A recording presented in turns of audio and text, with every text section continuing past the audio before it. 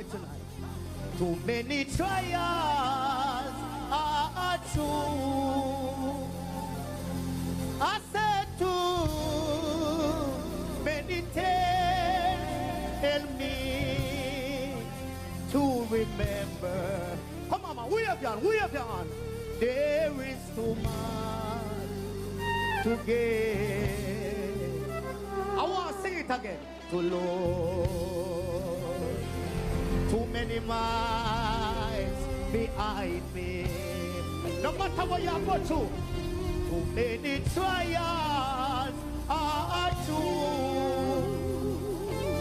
I said too many tears help me to remember, but there is too much to give to Lord. Do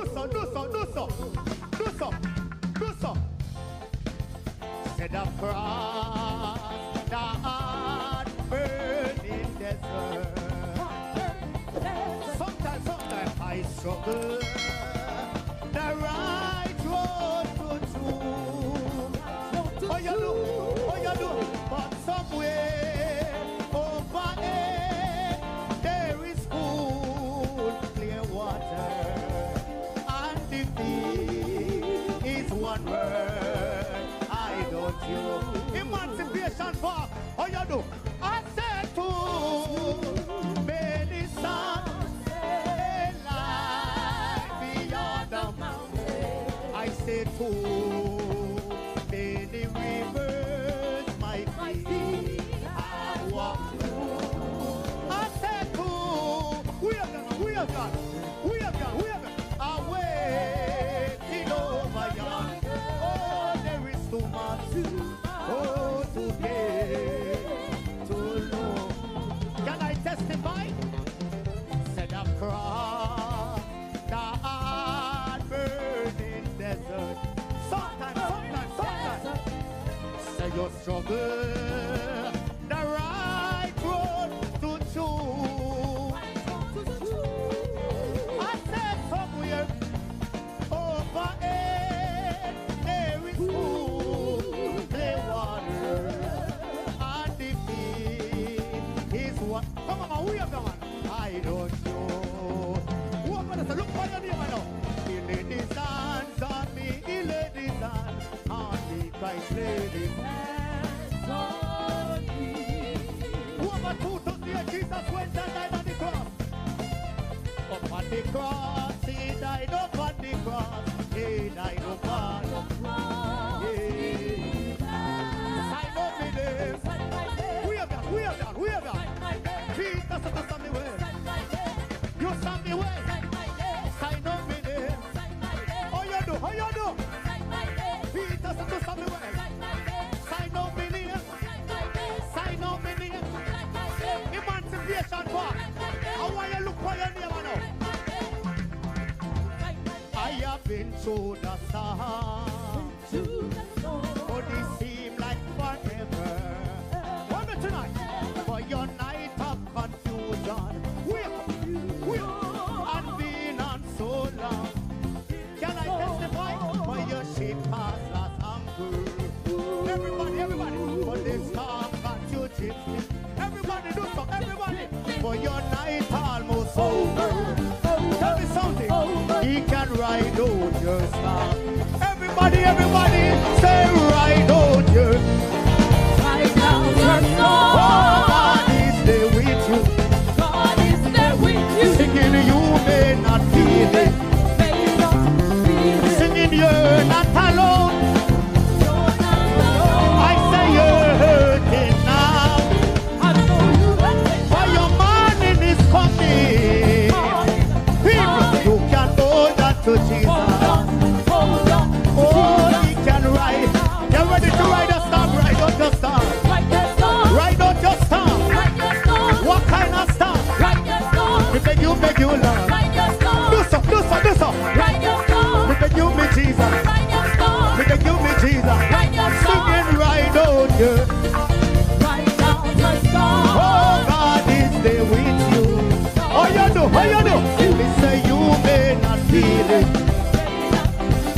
Singing you're not alone. Singing you're hurting now. For your morning is coming. You can hold on to Jesus. Tonight, He can ride out your star. Oh, me ride out your star. Me beg you, me Jesus. What kind of star? You ready to ride a star? Oh, mama, ride a star, ride a star. Everybody. Me beg you, Lord. Me beg you, me Jesus. Me beg you, me Jesus. Me beg you, me Jesus. Me beg you, me. Do so. Me beg you, me Jesus. Singing ride out your. Oh, God is there with you. Oh, you know. Me say you may not be there. Tonight. Me say you're not alone. Oh, you're hurting now. Can I testify? When your morning is coming, you can hold on to Jesus. Tonight, He can ride out. Oh, me ride out your star. Ride out your star. What kind of star? Star of back pain. Star of leprosy. Me beg you, Lord. Me beg you, me Jesus. We have you. Do so. Oh, ride out this star. What kind of star? Walk for your victory. Praise God for your victory. Oh, me ride me star. Oh, me ride me star. Oh, me ride me star. Oh, my ride the star. Ride the star. What kind of star? Me beg you, me Jesus. Me beg you, me Jesus. Me beg you, me Jesus. Oh, you know. Me beg you, me Jesus. Me beg you, me Jesus. We have your man. Loose yourself. Me beg you, me Jesus. Hold on to Jesus. He can ride out your star. No matter what the storm cloudy, no matter what the persecution is there, but hold on to Jesus. He can ride out your star. I said, hold on to Jesus. Hold on to him tonight. He can ride out your. I said, don't give up tonight. I said, don't give up. I said, hold on to Jesus. Grenada. Get ready as the new National Party invites all to its 40th anniversary fundraising bingo event. Sunday, July 14th from 5 p.m. at Victoria Park, Grenville. Over $100,000 in cash and prizes to be won. Imagine you can win a Suzuki Ignis hybrid car, $50,000 in cash, plus other fantastic prizes. Tickets are $60 for one or $100 for two. Free buses will be available island-wide. Don't miss it, or you might just see your neighbor driving a Suzuki Ignis. Sunday, July 14th, we're heading to Victoria Park in Grenville for the new National Party 40th Anniversary Fundraising Bingo. Get everyone, yeah, right. So we have everybody in now. A special good night to each and every one of you. Yes, the listeners who are listening via radio. Those of you listening via what? Well, I can nearly say WhatsApp, you know. Yeah, who are listening via YouTube. Those of you who are listening via the Facebook platform, we want to say a special good night to each and every one of you. Once again, it is Talking Points. My name is Sheldon Scott, here with you up until the 10 o'clock hour. And it's always a pleasure to be inside of the studio. Yeah. And of course, we want to apologize for not being here for Friday night's program due to several challenges that came up at the last moment. Everything was queued and everything was set in studio and so, but we had several challenges we just couldn't overcome. You know, once we can, even if we had to crawl to come in studio, we crawling, eh?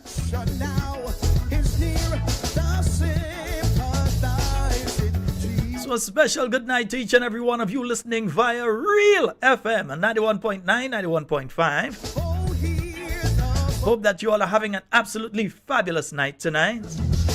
Whether you're in St. Patrick, Carriacou, Petit Martinique, the Grenadine Islands.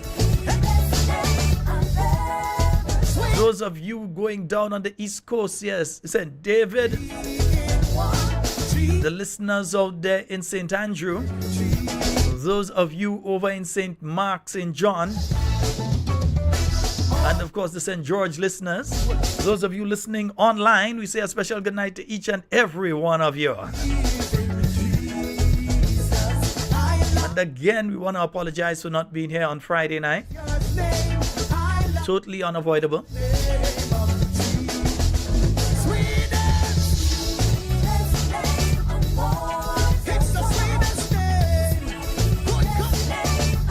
Pastor Lewis, good night to you, sir.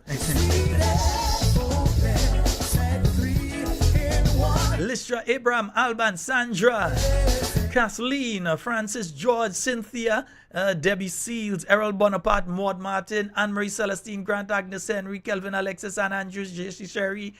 Jessie, it's been a while. I don't know if you're there and you wasn't talking, but I wasn't seeing you, eh? Faith Lynn, Hallie Douglas, good night to you. Gemma Warwood, Wilfred Antoine, Deborah Laborde, Janice Mitchell, Herbert Noré, Joanna George, Jenny Samuel, Phyllis Mitchell, Gavin Thomas, Jack Kitman, Michelle Alexander, Good Life, Sherman Jeremiah, Ruth Chitterman, Alcy Peters, Shirley and Jeremiah, Gloria Francois, Baby Daddy, I see you in the place, man.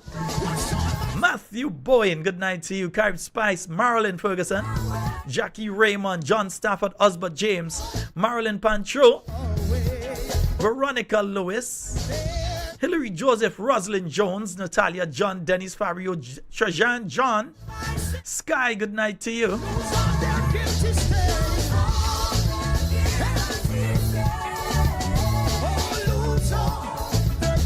Patsy Frank, good night. Lydia Isaac, Jada Benjamin, Clive Raymond, Wilma Devonish, Gillian Noel, Merle Patrick, Roland Baptiste, Christine Alexander, Yolande Pariak, Iva, Ron Julian, yeah. Iva Holas, good night. Carl Jones, Christine Otley,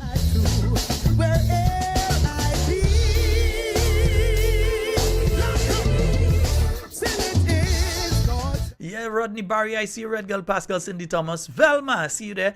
Kim Creedland, Jocelyn Matheson, Miriam, Antonito, Joan, Chris London, yeah, April Fletcher, Alistair Lewis, Andrews, sorry, Alistair Andrews.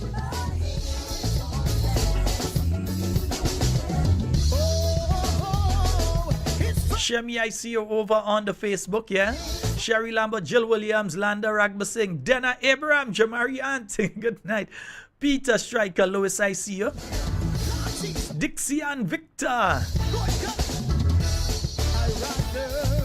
Teresa Collymore, Landon Jane. Yeah, we're gonna get into it tonight, yeah. Dr. Julie Dubois, Martin Charles, Tora St. John, Merrill George, Candy James, Veronica Bailey, Cicely Julian, Gillian Prescott, Joan Henry, Laslyn Douglas, Romancia Bradshaw, Cindy Charles, Nurse McGuire. Yes, folks, remember to tell a friend, to tell a friend, to tell a friend. Talking Points is on. Quite a lot was said for the weekend, and we had to talk about them thing. We can't let them thing pass, so no. A lot of stuff was said for the weekend. You know what? Let me just bring this back up a little bit there. Yeah. Sweetest, sweetest, set free in one. Jesus.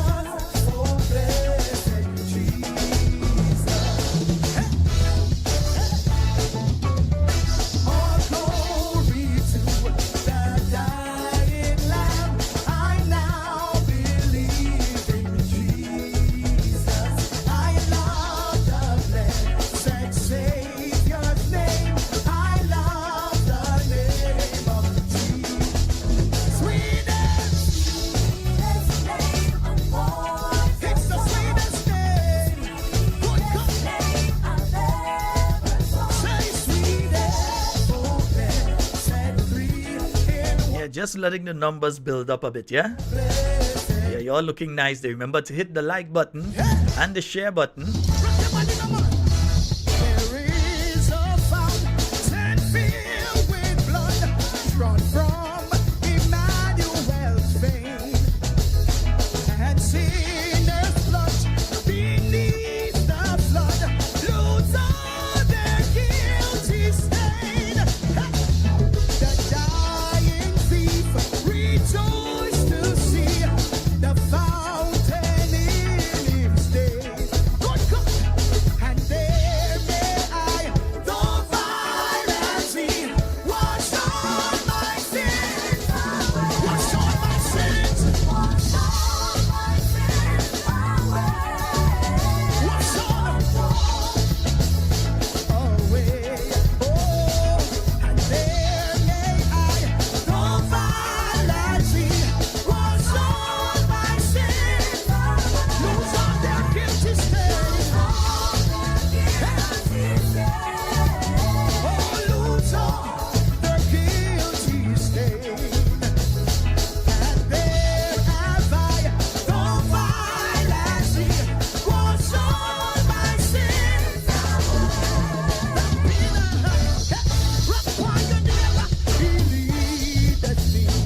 oh, blessed song, oh, word with heavenly comfort from whate'er I do, where'er I be. Still it is God's hands that And let me send condolences to the Redhead family. my God We know that you're a nightly listener. that me. Out there in New York, Miami, New Jersey, His own hands. we send our condolences from the Talking Points family out to you. Joyce, I see you locked in from Trinidad. Oh, He's faithful. He's faithful for all I would be, for God. Lord Jesus. Lord God. Yeah, folks, so let's start to get into it, because several things I have to speak about, some that I wanted to speak about on Friday and some that I've got to speak about now. And let me start, well, you can only start at the beginning, isn't it? So on Friday, I observed something. I observed it on Thursday and Friday, where the members of the Royal Grenada Police Force doing the job. They're doing what they've been told to do. I fault them not. They have been sent to do a job, and it could very well be a brother, a sister, a aunt, even their mother or father, and they're sent to do a particular job. They've got to do the job that they have been asked to do. So they have been going around, and I know that several people were, at least, I don't know if they were fully arrested, but they were at least detained. I saw at least 2 on Friday. I know that there were others, I believe, on Thursday and on Friday around the town, as the officers have been going around, moving all the vendors, telling them that they can't sell on the sidewalks, and so that they must be selling in the market. If they have a space in the market, they must go there. I don't know if they don't have a space in the market, what's the alternative? But you're hearing, go in the market and sell. Now, the police officers are not the ones to answer and say, well, if you don't have a space in the market, where to go in? That's the government. They have to answer and say, well, okay, you have set forward a scheme where you're telling these people that they need to move, that they need to come out from town. And if you're doing that, you also have to have an alternative, because this is the means that many of these people survive by. So you've got to tell them, yeah, where's the alternative? You can't sell in town, so where do you sell? You can't be here, so where do you go? Do you stay home and let your family starve? Do you say that, okay, well, I can't sell there, that is the end of it? When there's a lack of jobs, there's a lack of opportunities for these individuals to get involved in. Some of them have been vending for many years. And again, we are not saying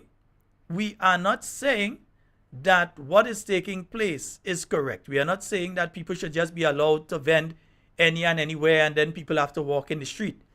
Don't get us wrong. I'm not saying that. We are saying that if alternatives are being put in place, alternatives must be put in place for these individuals. They can't just be a case that you just tell people, well, you can't earn a living. But at least work along with them, yeah? At least have a situation where these people can find another opportunity, yeah, to earn a living. At least do that. So this has never been, the people are not being told, well, okay, outside, if you do have a space in the market square, you can go here or you could go there. They're not being told that. They're just being told, move. Then you have some of them being detained. You're going with a trolley on the trucks and on the police van, and so they have to pay and that sort of thing. And then on top of all of that, you also have the alternative situation where when it comes to the market itself, you have the problem, and I mentioned it here before, where it is not being properly cleaned. And let me just loosen a bit here. Yeah, I want to be able to talk tonight. Yeah, the cold is trying to take me tonight, but we will not allow it to get you. Yeah, so we have the situation where the vendors themselves, those who are in the market, are the ones that have to be cleaning.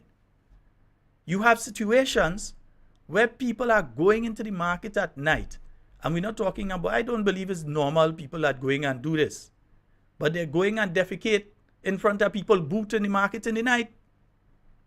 So you have these situations.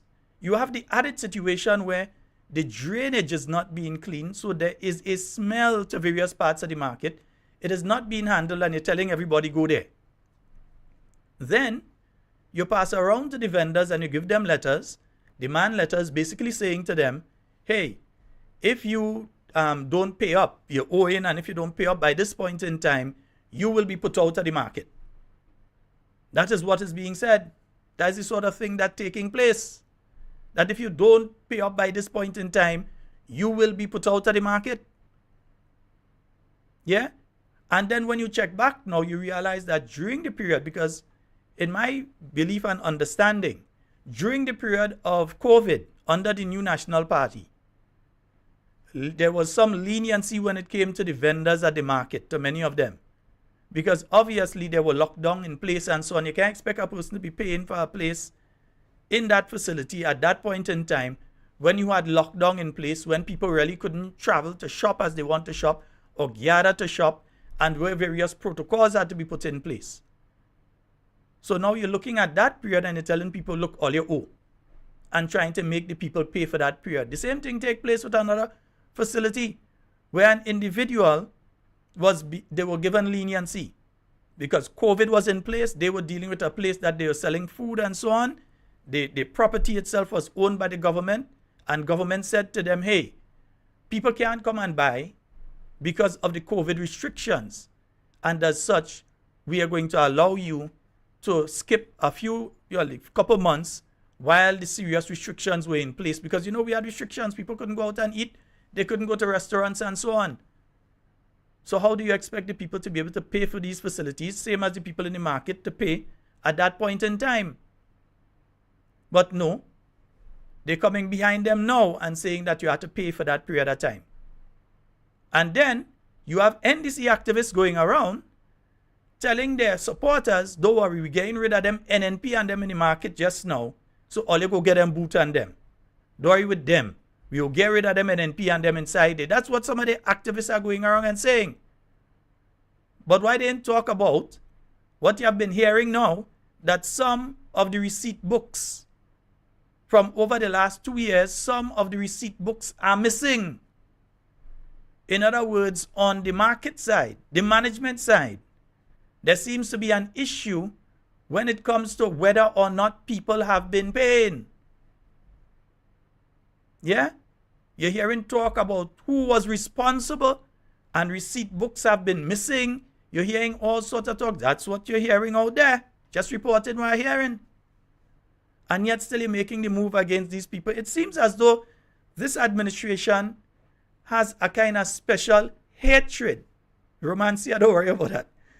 There seems to be a special sort of hatred towards a certain class of people in this country. Because everything that they're doing, whether it's breaking down, they look at buildings and them different places and so, without providing alternatives And again, and I keep repeating that, without providing alternatives, because it's not just a matter of you go and you break down somebody's place. But if you provide an alternative so that that person can continue to survive, that person can continue to earn a living. Instead of that, you're just going and breaking down people's place, different places around the island. You're telling people, you promise the people on the Port Highway, we're going to build a place for you, and you're going to have a food court, and all you're going to be able to move there.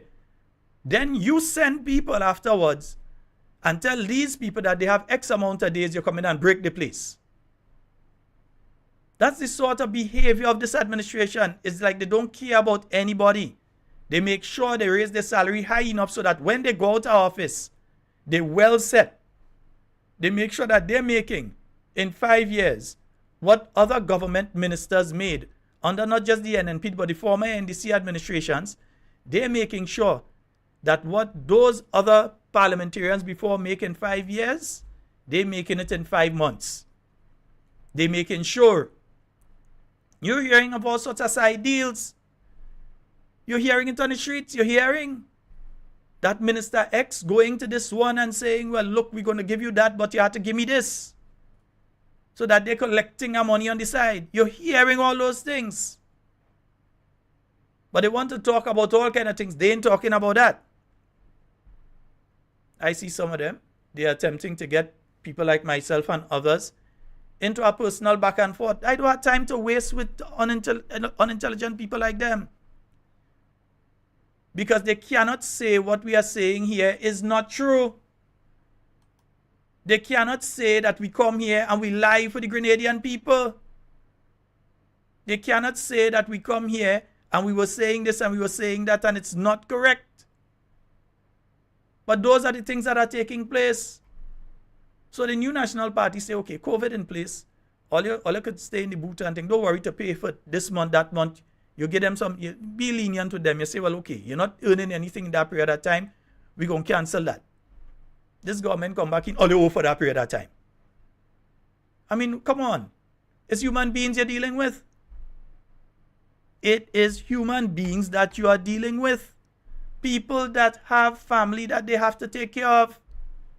Human beings that you're dealing with. Yet still this administration continues. I mean, look, yesterday they said I don't know what they're celebrating. Seriously, I don't know what they're celebrating. They say they're celebrating 2 years. What is there for them to celebrate? The fact that they've made 2 years? That's the celebration? Well, okay, if they're celebrating the fact that they've made 2 years, but we still await to see what is the major thing that they have done that has been so, as they tend to use the word, transformational. What have they done that is so transformational that it has changed the direction of Grenada, except that they have made the poor poorer? When you hear their former political leader coming and talking about the so-called poor, you have to know that something has to be wrong with these people. They look down on other people. The so-called poor people. The so-called poor and vulnerable. Come on. There are people that can't make 2 ends meet in this country. It exists. We all know it. And then now, they come and they're celebrating. You're making the media rounds. And all of a sudden, the stories have started to change. So before, in fact, let me play something here. Let me see if I could pull something here and play. Yeah, I will play this one first. I see one here, and I think it kind of says exactly what I want to get. And I like a bit. Yes, yeah. Let me see. Where is it now? Where's that coming from? Where is that coming from? No, that's not it. Let me see again. No, that's not where it's coming from. Okay, yes, I think I found the culprit here. Right. So let me just play this one for you. Nice? Yeah, let me play this one for you. Congress commits to regularizing the status of contract workers who are working for the government and Imani workers who are working for the government within 12 months of assuming office. An NDC government will put an end to contract workers in the public service as soon as it takes office. There is no need for a parallel public service in Grenada. All workers will be given permanent status. A few moments later. In order to treat with that, we simply cannot take all of them and make them established public servants for the simple reason that it will bankrupt the government. It will not be sustainable. Why can't these workers be absorbed into the current pension scheme that will be under review as part of the regularization process with whatever new pension scheme that would be in place for the more established public workers? It's just not financially sustainable. It's just not financially sustainable. It's just not financially sustainable.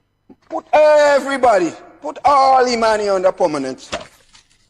Put all nurses under permanent. Put all, everybody. Just put them because you're wicked if you don't do it. Yes. Go in government. Go into government and do that and find out who is going to support you. Go. Then you will find out and they'll say, I didn't understand and I did not know. That's why you have to come in to a training school first and learn before you become the hippie.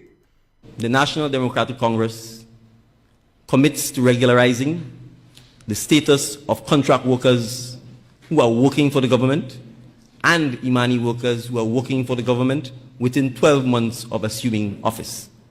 Remember, right now, he claiming that he never make that statement too. I should have that statement somewhere wrong, but he claiming that he didn't make that statement too. But the promise was to regularize the status. In other words, that these people would be taken off of contracts and that these people would be made permanent. All of a sudden, like the Prime Minister has had an epiphany. Is that epiphany? Yeah, that's what it's called it? Right. All of a sudden, he understands now what Dr. Mitchell was saying in opposition. These are the same people that was saying that Dr. Mitchell wicked. It's the same group of people that was coming in front of your door and telling all you that the NNP wicked. The NNP only want to keep people on contract work because they want to get rid of them. Some of them, you remember, they go and they get contract work for themselves. They ain't permanent. It's contract work they're doing. But they were the ones that were telling you. They come in front of your door, they come and they sit down in the rum shop and they buy a half and they make a old talk and they're telling all you NNP wicked. This is the same people that was going on every radio station that would allow them, every television station they would allow them. They would go on the internet and they were saying that the new National Party wicked because they don't want to take these people off of contract. It is this individual who they know who was saying that contract work is illegal and that this problem could be solved with the stroke of a pen. It's the same individual. In fact, let me see if we could pull up that one, man. Yeah, let me see if we could find stroke of a pen. Yeah, we must have stroke of a pen somewhere there, man. Yeah, where's stroke of a pen? Stroke of a pen somewhere here. Right, yeah, stroke of a pen. Let me see if we could find where he's talking about stroke of a pen. Right, so let me see if we could get that one to open. I don't know why this thing decided you want to update now. You can update now. Hey. But yes, this is the same individual that was saying that part of the party's mantra going into the last general election was that somehow the new National Party was wicked because the new National Party had all these workers on contract.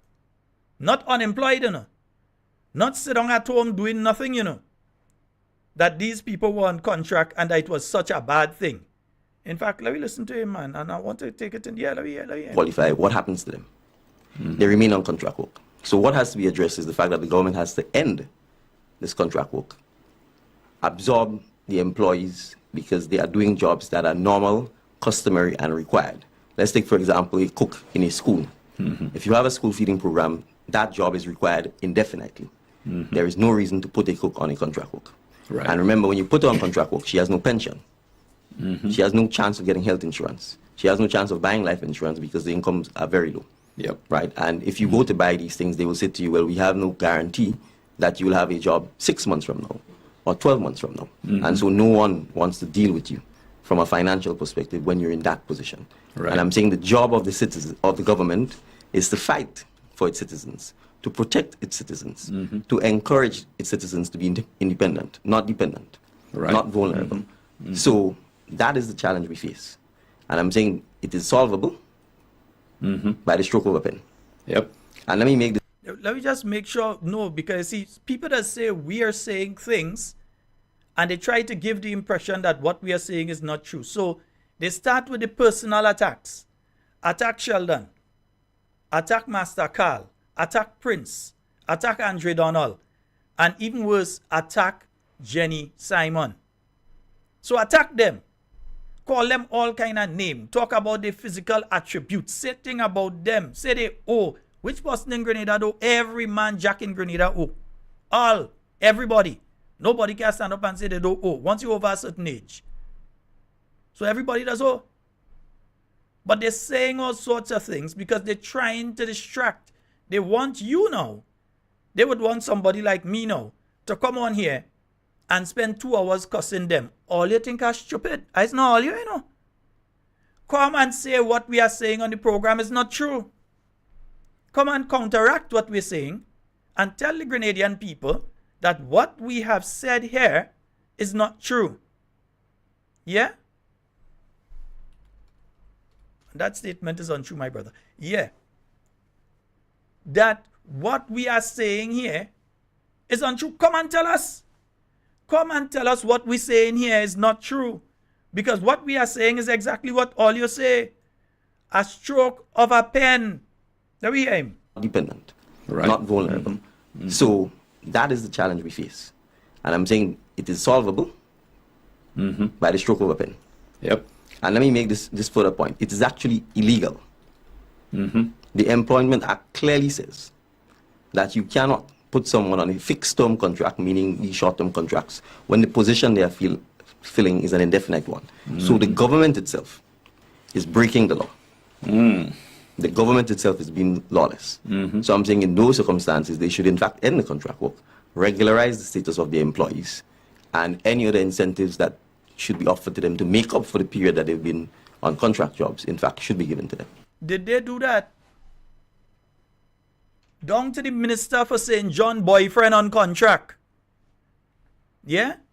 You had people like Mr. Patrick Simmons on contract. You had all the what they call them again? The leads. So all people like Larry Barry and all these people and them were on contract. But contract is wrong, isn't it? Contract is illegal according to the Employment Act. And according to what he is saying, he's saying that all these things are illegal. That is what he was saying before election. No, hear it again. Because when they come and they tell you that, we're not talking sense and we're not making sense here, when they come with all of the nonsense, you all have to face them with facts. Be brave. Be bold. Face them with the facts. This is what you heard him say. Let me tell you it's AI. If it's AI, sue me and say that I go on and make him say something that he didn't say. Because there are literally hundreds of thousands of Grenadians that heard this statement when he made it. So go and say it's AI. Use all them kind of excuses all you've been trying to throw into the mix. Go and say what we're saying is not true. Go and say that we're lying. That is what you have to come and do. Yeah? Don't worry about how I look. Don't worry about other things surrounding me. Go and say what coming out of my mouth and what is coming across this program is not true. That is the challenge. And we know all you can't meet it. All you cannot meet it. This is the promise. So what has to be addressed is the fact that the government has to end this contract work, absorb the employees because they are doing jobs that are normal, customary, and required. Let's take, for example, a cook in a school. If you have a school feeding program, that job is required indefinitely. There is no reason to put a cook on a contract work. Ask yourself, how many cooks have they put on contracts since they come in? Because they tell some people, all you're too old, all you have to go. So in some places, they take out people and put in family members as cooks. I know what I'm saying, They take out some people as cooks in some school and put in family members and say, who was they? All you too old and this and that, and they get rid of them. They bring in their family members who older than the people they take out. And what they put them on? Did they bring them in and say, well, you're a cook, and our philosophy is that you cannot be placed on a contract? No, you're providing a service that's needed, that is permanent, and therefore we should not have you on contract. No, they're twisting them out now. No, don't come and attack people personal. Come and talk on these things. Yeah? Explain to us how you went on, as Master Carlos said, the road to Damascus. How you ended up on that road, and who did you meet on that road to Damascus that changed your philosophy? Because you were told beforehand. You were told before the election campaign, during the election campaign, you were told that it would be impossible to regularize all of the workers in the state of Grenada, and then down the road to be able to pay the pensions and gratuities, not just pensions and gratuities that they would be due under the 1958 law. They were told that. There are several instances, we played one earlier for you, but there are several instances of not just Dr. Mitchell, but the new National Party team saying that to them and the Grenadian people. Now, after 2 years, where only 1 year, only didn't make the Imani permanent, all them Imani waiting still. Yes, you raised their salary up to 1,200. Some of them was getting that already, but you say you raised the salary up to 1,200 minimum wage. Bravo. Everybody getting it at that level now. But that was not the promise to the Imani trainees. The promise to the Imani trainees was to regularize them. That they would no longer be under an Imani program. That they would be absorbed into the public service and regularized. And I challenge them. Say how much Imani you regularized between 2022 and now. Say how much Imani you meet, and say how many have been regularized. Because the promise was to regularize Imani. You spoke specifically to them because you was begging them for a vote. So you spoke specifically to them, and some of them fall for it. Sorry for them. But they fall for it. You spoke specifically to them. And you said, we are going to regularize you in 12 months. You said contract work is illegal. Let's play. Contract work. She has no pension. She has no chance of getting health insurance. She has no chance of buying life insurance because the incomes are very low. Yep. Right. And if you go to buy these things, they will say to you, well, we have no guarantee that you will have a job 6 months from now or 12 months from now. And so no one wants to deal with you from a financial perspective when you're in that position. Right. And I'm saying the job of the citizens, of the government, is to fight for its citizens, to protect its citizens, to encourage its citizens to be independent, not dependent, not vulnerable. So that is the challenge we face. And I'm saying it is solvable by the stroke of a pen. Yep. And let me make this further point. It is that. Let's just make sure before you make a further point, let me just make sure they hear what you say. That is the challenge we face. And I'm saying it is solvable by the stroke of a pen. Yes. And I'm saying it is solvable by the stroke of a pen. Yep. No, you have to hear what you say. So that is the challenge we face. And I'm saying it is solvable by the stroke of a pen. Yep. Not vulnerable. So that is the challenge we face. And I'm saying it is solvable by the stroke of a pen. Yep. And let me make this further point. It is actually illegal. The Employment Act clearly says that you cannot put someone on a fixed term contract, meaning these short term contracts, when the position they are filling is an indefinite one. So the government itself is breaking the law. The government itself is being lawless. So I'm saying in those circumstances, they should in fact end the contract work, regularize the status of their employees, and any other incentives that should be offered to them to make up for the period that they've been on contract job. So that was when they sweet talking. That is when they was courting the vote. Yeah? There was courting the vote. So it was sweet talk for so. But now it has changed. So let me see if we can let me see before we go move on to GDP now while man all worried. We'll talk about GDP now. Prime Minister said not drug that we encourage it illegal, but some man does lime with weed and thing too. Let's hear what he has to say, what he said yesterday in relation to the same issue. And we're going to take it kind of extensive. Let's hear what he had to say yesterday on the Bob report yesterday. Yeah. Don't worry, we will come to the phone line in that time, man. All your whole hand day, we will come to the phone line. Pension system that we have in Grenada is a non-funded pension system. So let me break that down. The pension legislation on our books date back to the 1950s, pre-independence, where the number of public servants was small, probably less than a couple hundred. And at that time, the state perhaps was in a position to, assuming the public servants and the numbers of public servants that remained a couple hundred. If it was a couple hundred today, we would not have any challenges. The reality is the pension that a public servant gets now is funded directly out of taxpayers' revenue every year. So it's called a non-funded pension.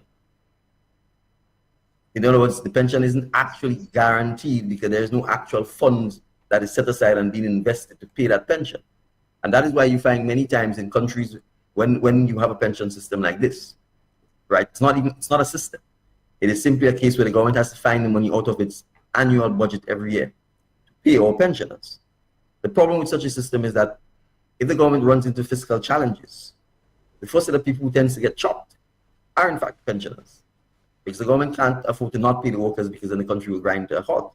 So you have a non-funded pension for an already large public service in the thousands. We do not have the government doesn't have the resources on its own to absorb another 3,000 or 4,000 people. That's what we're looking at here, 3,000. So just knowing that the government don't have the resources to absorb another 3,000 or 5,000 or 4,000 people, just knowing that 3,500, 3,000, 4,000, whichever figure you decide to use, because it keep changing. Just knowing that it doesn't have the resources to be able to absorb that is unsustainable. You shouldn't just know that, because Dr. the Right Honorable Keith Mitchell said that on several occasions. You heard Honorable Gregory Boyne say it. You heard Mr. Oliver Joseph say it. The problem is these individuals were never interested in what was going on in Grenada. They were busy making up all of the money. They were busy representing Grenada against Grenada. They were busy fighting against poor workers working in the hotel sector who were mistreated. They were busy fighting on behalf of the hotel owners against the poor workers. They were busy representing SGU against the Grenadians that working at SGU. That's what I was busy doing. So when all of these important discussions in relation to national development was taking place, they wasn't listening. And these are the people that have been taken and put in charge. And even when they start to get interested, and you start to talk to them, and you say to them, hey, you all need to be very careful with what you're saying there with that. You all have to be careful. You cannot do that. If you do that, you're going to bankrupt the country. Now they're trying all sorts of simidimi.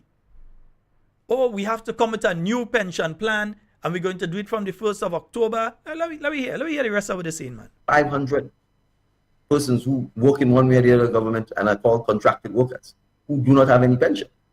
And so we simply cannot absorb that 2,500 to the existing list, because then you're going to perhaps 8,000 people in an unfunded pension arrangement, right? It's not sustainable and the country will not be able to pay, right? And therefore, what we are seeking to do is to have a modern pension system where the employee contributes, the government contributes, and that fund is segregated from the government's annual revenues. And it is managed by a board of trustees comprised of government representative, the employees representative, and it is managed by a board of trustees in conjunction with the pension laws of Grenada and is regulated by GAFIN.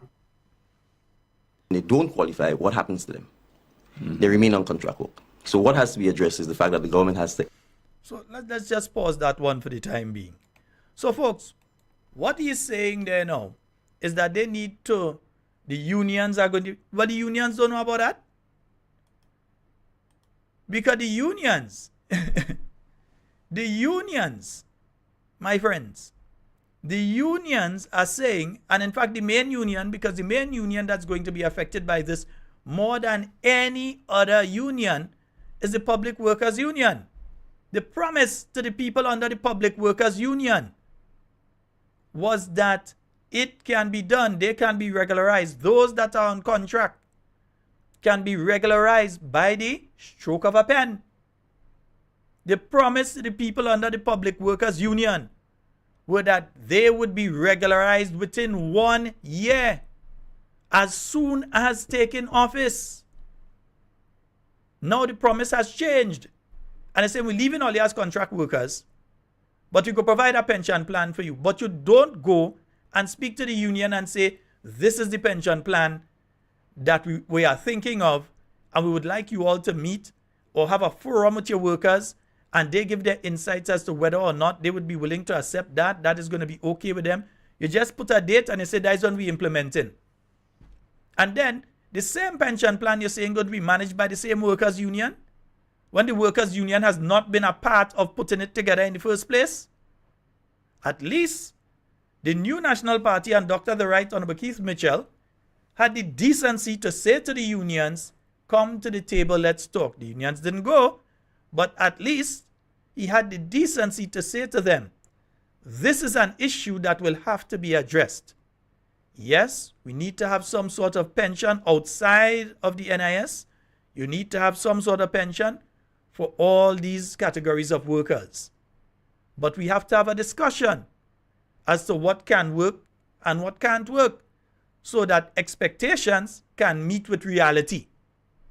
Because there may be expectations that, hey, you could get a $2,000 a month. The reality might be that you could only get a $1,500. So you have to work with the unions to find out how to make expectations meet with reality. Instead of that, this government just decide, hey, we putting this in place and that's what we're giving them. That is what we're doing. You can't operate that way. Or let me say, not can't, because these folks are doing it. They don't really care what you think. They don't care what I think. They don't care what any of us think. Because as far as they're concerned, they're going around and telling people that they're going and form the government again. So they don't really care how you feel about anything right now. Because as far as they're concerned, they're going back in office anyway. We could do that and they go get away with it. You see what they've been doing to the unions? I've often said it here. And I'm glad that some of the union leaders have finally understood. You have some who just either lack the intellectual capacity to understand what is being done to them, or they just don't care because they have alternative of what they want to be involved in. Maybe they don't want to be in the union. Maybe they want to be directly in politics. Maybe they want to go and run for a seat. Nothing is wrong with that. They are born Grenadian. They have a right if they want to become a politician as anybody else. Nobody can tell them no. But you have these individuals who seem not to understand that what the government is doing is union busting. That the government, through their actions over the last 24 months, that what they have done is in effect try to destroy trade unionism in Grenada. They are not pro-worker and pro-trade union, you know. They are pro-getting a vote. That is what they are pro for. So they don't care about the union leadership or the union. They care about getting the workers to like them and turn against the union. That is why they could go to the nurses and doctors, they could offer them money and not go through their bargaining agent, the Public Workers Union. That is why they could just arbitrarily decide that they're giving additional money here or additional money there, or they go in and make different changes within the curriculum or the school system and not talk to the Grenada Union of Teachers because, number one, they don't respect them, and number two, they don't care about them. Sometimes it have people that love others more than they love themselves. And that seems to be like the leadership of the GUT at this point in time. Everything is the government trying, the government trying. Every third word, government trying. Trying what? Trying to kill the trade unions. That's what they're trying. Say that. They're trying to kill trade unionism in Grenada so that workers will then be beholden to the government and the government alone. So when you want something, workers make some noise, forget trade union. Nobody can call no strike on us. Right now, trade unions, if they try to call a strike, you think that any trade union in Grenada right now could try to call a significant island-wide strike and they're able to do it? They have been weakened to that point. No trade union could tell me, none, zero of them could tell me that right now they could call an island-wide strike and have significant amounts of members taking part in it against this government. None. Yeah? Because you know why? The government has done a very good job at destroying trade unionism in this country. They come and they grin and they smile with you all on May Day. And they clapping and smiling. Walking with placard attacking the last government. But not understanding that this government is destroying trade unionism in Grenada. Who don't like it? I speak in facts. Tell me that I lie. Tell me that what I'm saying is not true. Look at the facts surrounding it. You in charge of a union, the bargaining agent on behalf of workers, and benefits coming to the workers, and you hearing about it on the news? The news? You are the legal. This is a legal thing. They are the legal representative of those workers. These things have to be discussed there. Yeah? These things have to be discussed there. But instead of discussing it with the representatives, they're going straight to the workers. The hell was the unions? That is what's taking place. So they could say what they say before election, and they could come now, and they could make all these kind of statements. So all of a sudden, it is too expensive a thing. It's too expensive now to go and regularize workers. A problem now. The same workers you say within 12 months. The same workers you told that contract work is illegal. The same set of workers. Yeah? Let me just remind them again. The National Democratic Congress commits to regularizing the status of contract workers who are working for the government and Imani workers who are working for the government within 12 months of assuming office. And NDC government will put an end to contract workers in the public service as soon as it takes office. There is no need for a parallel public service in Grenada. All workers will be given permanent status. A few moments later. In order to treat with that, we simply cannot take all of them and make them established public servants for the simple reason that it will bankrupt the government. It will not be sustainable.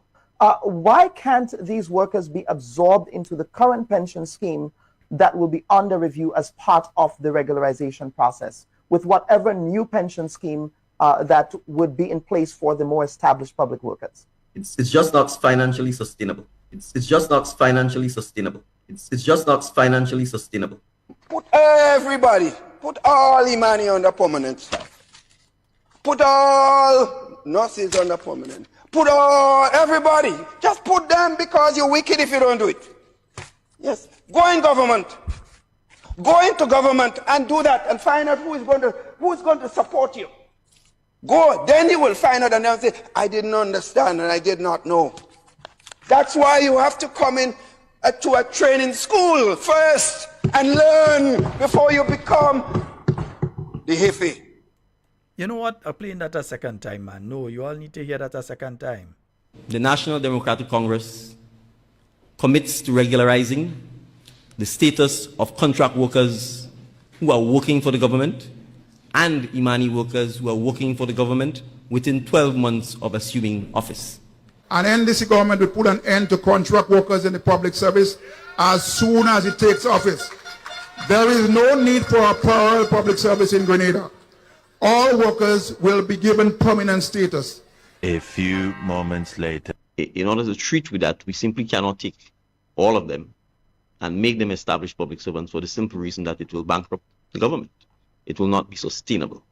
Why can't these workers be absorbed into the current pension scheme that will be under review as part of the regularization process with whatever new pension scheme that would be in place for the more established public workers? It's just not financially sustainable. It's just not financially sustainable. It's just not financially sustainable. Put everybody, put all the money on the permanent staff. Put all nurses on the permanent. Put all, everybody. Just put them because you're wicked if you don't do it. Yes. Go in government. Go into government and do that and find out who's going to support you. Go. Then you will find out and they'll say, I didn't understand and I did not know. That's why you have to come in to a training school first and learn before you become the hippie. Yes, indeed, folks. And we're going to open the phone lines, 440. It's now 9 o'clock. We're going to open the phone lines, 440-7377 and 347-329-3101. 440-7377 and 347-329-3101. And also you can call us on WhatsApp. Yes, I have the WhatsApp up and in front of me. So you can call us on the WhatsApp. Let me stop the music there. Yeah, you can call us on the WhatsApp on 440-7377. Yeah. All of a sudden, everything that the New National Party was saying becomes correct. Yeah? When they wanted to get in office, they say NNP wicked, NNP lying, NNP this, NNP that. We have a call online. Hello, good night. Hey, bro, good night. How you do? Hey, I'm more than good, man. You go right ahead. Man, this man is lying so much that they eating up all they want. They eating up all. This Prime Minister lying so bad. I never meet a man that lying. So they eating up the words now, you know. They eating it, I telling you. They swallowing it now like, I don't know, like when they're drinking water. I never see, you know.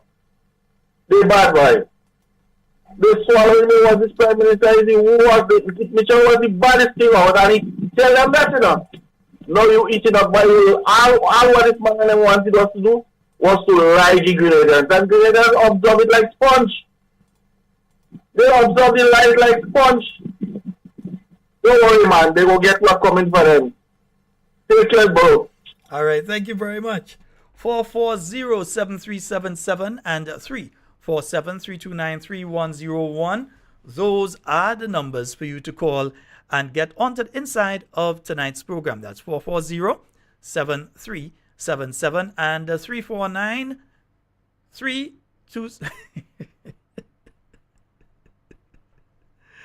349-327-3101. 347-329-3101. That's the other number for you to call and get onto the inside of tonight's program. And indeed, yeah, let me just make sure I get this thing over in the right place. Nice, because I want to talk about another issue they know. Yeah, I want to raise another issue that had to come up there. I had to talk about this one. Right? Yeah, I can't stick too much on that one. I want to talk about this one too. Now, I was listening to Prime Minister speaking on the Bob Report, and he was asked a question, right? He was asked a question about the loans that government ministers have received. The Prime Minister, and I'll come back to it because it's another topic, but we'll take the calls. Oops, I hit the wrong one, yeah. Hello, good night. Hello, good night. Okay, this person is a bit behind. Hi. Hey, how you doing, sir? Go right ahead. You're live. So, Senator Scott, tell me something. So, do we have to just lie to people to get in office? That's the way things run? I mean, he looks so unbelievable, man.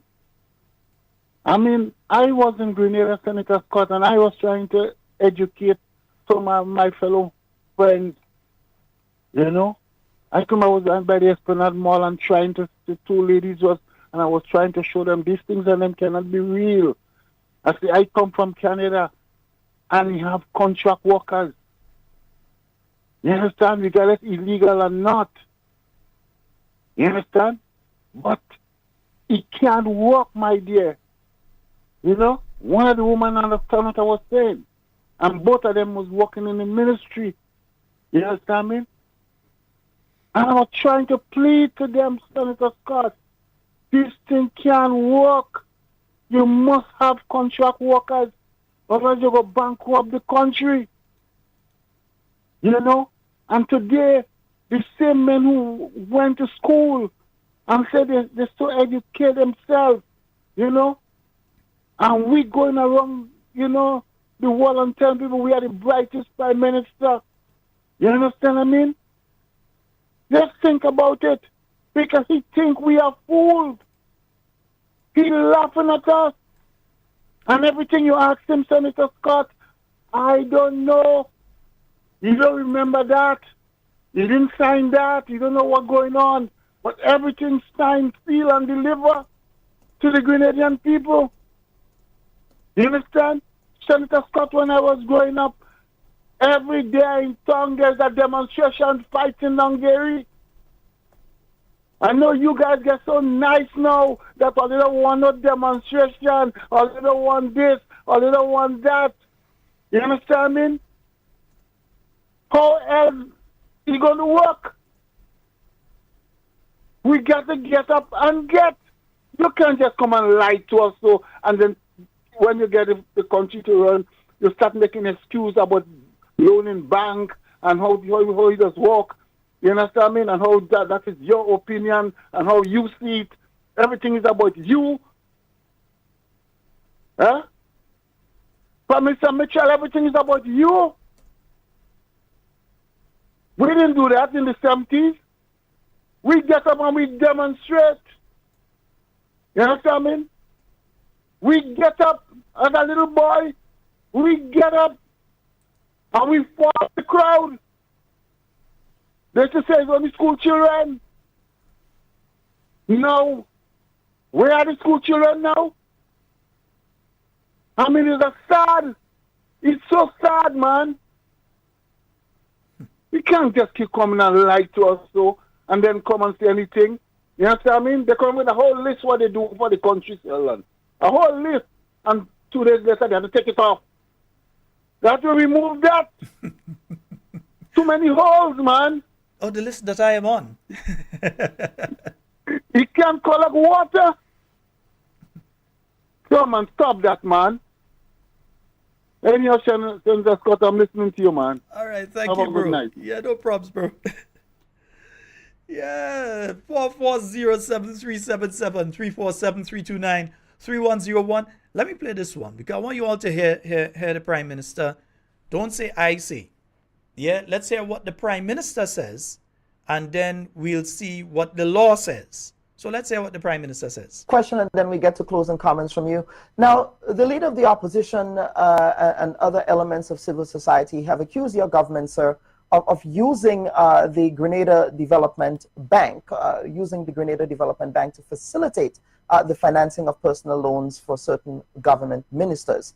Is that an accusation that has come your way? Or is that something that you have heard or have had discussion on?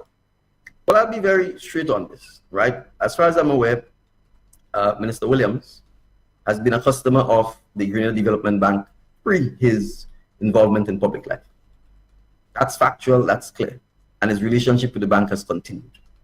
The bank and my government are not using the bank to finance the personal loans of any ministers. And I've said this specifically in relation in the case of Minister Williams because I know, and I think the public knows, and bank officials will know, that Minister Williams was in fact doing business with the bank long before he got into public life, and he would have continued his business arrangements with the bank, would have continued post that. And that's the only issue I am aware of in terms of the bank having an actual relationship with the bank. But I want to make the point here. The Grenada Development Bank does business with the citizens of Grenada. A politician or a public official is also a citizen of Grenada. And if that politician or citizen or public official meets the bank's criteria for financial services from the bank, that citizen, that public official, that politician, in my view, is entitled to have access to the bank services like any other citizen of Grenada. Well, let's just hear that final part again from the Prime Minister. Pensioners. Because the government can't afford to not pay the workers because then the country will grind to a halt. So you have a non-funded pension for... Oh no, this is the wrong one. Yeah, it's crossed over to the other clip. So let's just pull that one back, because especially with the final statement, I want us to question, and then we get to closing comments from you. Now, the leader of the opposition. And we're not going to play the entire thing. I just want you all to hear the final part especially. Doing business with the bank long before he got into public life, and he would have continued his business arrangements with the bank, would have continued post that. And that's the only issue I am aware of in terms of the bank having an actual relationship with the bank. But I want to make the point here. The Grenada development. And I want you all to listen very carefully to the point that the Prime Minister says he's going to make here. Bank does business with the citizens of Grenada. A politician or a public official is also a citizen of Grenada.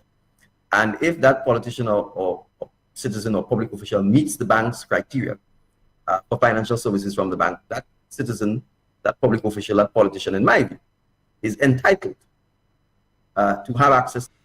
Not just supposed to get it, they entitled. It means they have to get. If I'm entitled to something, it doesn't mean that I might get, It doesn't mean that it have a chance I could get, According to what the Prime Minister is saying, you research the word entitled. This gentleman, remember, is a lawyer. Eh? This is a lawyer.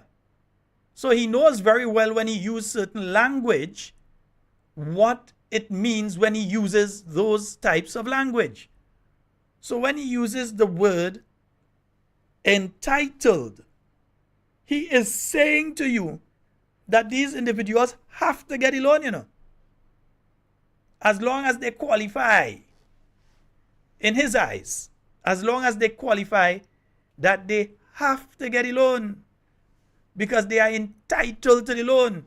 When you work on a monthly basis, you are entitled to your salary. Yeah? You are not entitled to enter my house. If I ask you and I invite you and I provide the opportunity for you, you're still not really entitled, because I provide the opportunity for you. But if you work, you have to get paid. So you are entitled to your salary. He's saying that they are entitled. That's the word he's using, not me. Listen again. It's the word that the Prime Minister himself is using. That politician, in my view, is entitled to have access to the bank services like any other citizen of Grenada. Pension system that we have in Grenada. Right? So he's saying that they are entitled to receive a loan from the Grenada Development Bank. But folks, let me show you this. Let me pull it up. Where is it here? Come on, thing. Where are you? All right, here you are. Nice. So let me just pull this up for you. This is the law. And let me put that full screen. Yeah, it does. Be kind of difficult for you all to see when it otherwise. Right? The Grenada Agricultural Bank here is the same bank that is the GDB. The GDB is the same Grenada Agricultural Bank. These are and this is still in law, that guides the lending process of the GDB. Yeah? It speaks here to the definitions of the loan, the purposes of a loan from the GDB, right? Protection of interest. Prohibition. Prohibition means that you cannot, you ought not, and you should not. It doesn't mean that maybe you could get. It doesn't say that under this, it says you should not. That's what the word prohibition. Let me see if I could pull up prohibition here. Right? Prohibition. Let me make a check there. Right. The action of forbidding something, especially by law. That is according to the Oxford Dictionary. Prohibition means the action. And you see here where it starts with prohibition relating to subloans. And they say subloans because there was a loan that was created that is still revolving there that was used to create the Grenada Development Bank. So any loan after that is a subloan. It says the bank shall not make, and I'm highlighting it here for you Because the Prime Minister said that politicians should get, right, okay. So the bank shall not make sub-loans out of the proceeds of the loan to a director. Hold it, a director of the bank. So nobody on the board of directors should be getting loans from the Grenada Development Bank. Yeah? If you want a loan, resign. And then you could go and get your loan from the Grenada Development Bank afterwards. At least that would appear to be correct. To a member of the legislature of the state of Grenada. So it says here, the bank shall not make sub-loans out of the proceeds of the loan to a member of the legislature of the state of Grenada. In other words, to a member of parliament. A member of the legislature is the same as saying as a member of parliament. So you run for election, you win your seat, you are not supposed to be going to the GDB for any loan. Whether it's 300,000, whether it's 2.7 million, whether it's whatever, 2 million, you're not supposed to be going to the GDB for any loan if you are a member of the legislature of the state of Grenada. Yeah? But it doesn't stop there.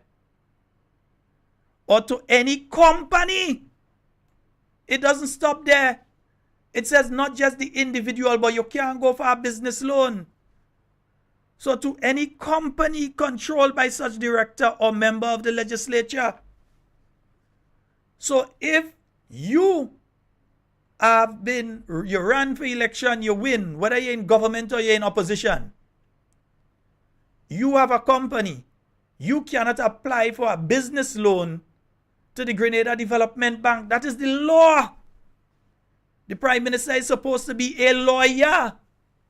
The law says that it prohibits, and we told you what prohibits mean, the action of forbidding something, especially by law. That is what prohibit means. So when the Prime Minister come and say, nothing wrong, Mr. Prime Minister, read the law. We've been quoting it for close to a year and a half now. We've been quoting this law. This is not the first time that you all hearing about it. Mr. Telesford, we know you does listen to the program religiously. Make sure you tell the Prime Minister, Mr. Cornwall, we know you does listen to the program. Tell the Prime Minister he's talking nonsense. Nonsense. But not only that, folks, it goes even further. It says not even close relatives of such a director or member of the legislature could qualify for a loan. So you know what that means? Not even the wife or husband. Not even the wife or husband. The son or daughter, the brother or sister, the mother or father, the aunt or the uncle, right? Or first cousin or so, of said minister or MP. Because I think we have to understand too, it cut both sides, None of them could approach the Grenada Development Bank for a loan. Yeah? None of them can approach the Grenada Development Bank for a loan. It is illegal to do so. Because this is the law. Let me pull it up. This is the law in relation to the Grenada Development Bank. Yeah? So this is the loan regulation, section 29 SRO 2 of 1973. That is how long that law in place. Since the year 1973, at the point in time, it was called the Grenada Agricultural Bank. So there were regulations that were put in place on the formation of the Grenada Development Bank that spoke to how loans from the bank and to whom loans under the bank should be distributed. You also have, and I'm glad a friend of mine reminded me of it, the Integrity in Public Life Act. That is clear that you are not supposed to benefit financially from these different things like the Grenada Development Bank and other organizations connected to government when you are a minister. So it is not just this that is in breach. It is the Integrity in Public Life Act as well. So these are the regulations. This is the law. So when you hear the Prime Minister saying things, and I'm showing you all from the top too, because this is the Grenada Development Bank Act. And you see all the years it has been amended and so on. You're seeing all of that. And all of the information there is available. All the information in relation to this is available. If I could find it, if others could find it, then the Prime Minister can't find it. He's a lawyer. He's supposed to be au fait with law, especially since he was dealing in the realm of business and so, and real estate and all those kind of things, but specifically more in business. Then he's supposed to be very au fait with the Grenada Development Bank, and then he has an advisor to him that is sitting on the board as the chairperson in Miss Andrea St. Bernard, and Miss Andrea St. Bernard herself is a lawyer. And I would find it very, very, very, very troubling.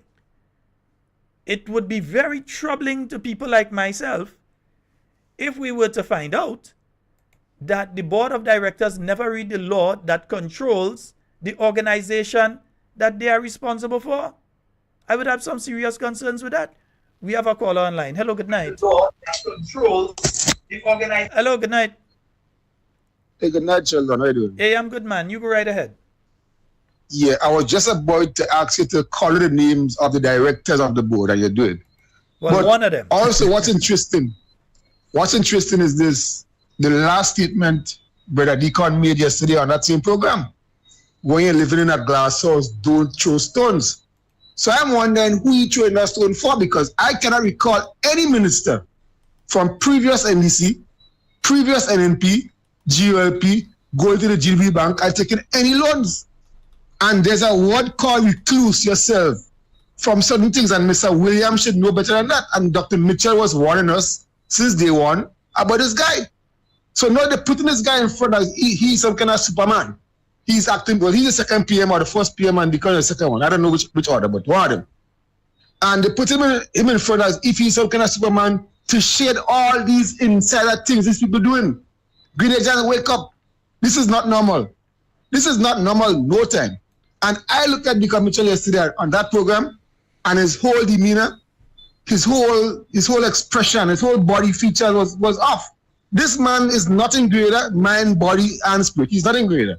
I don't know why or how Grenadians get fooled or duped into voting for this guy in the last elections, but trust me, something ain't adding up, and this 2 years thing they say they happened there.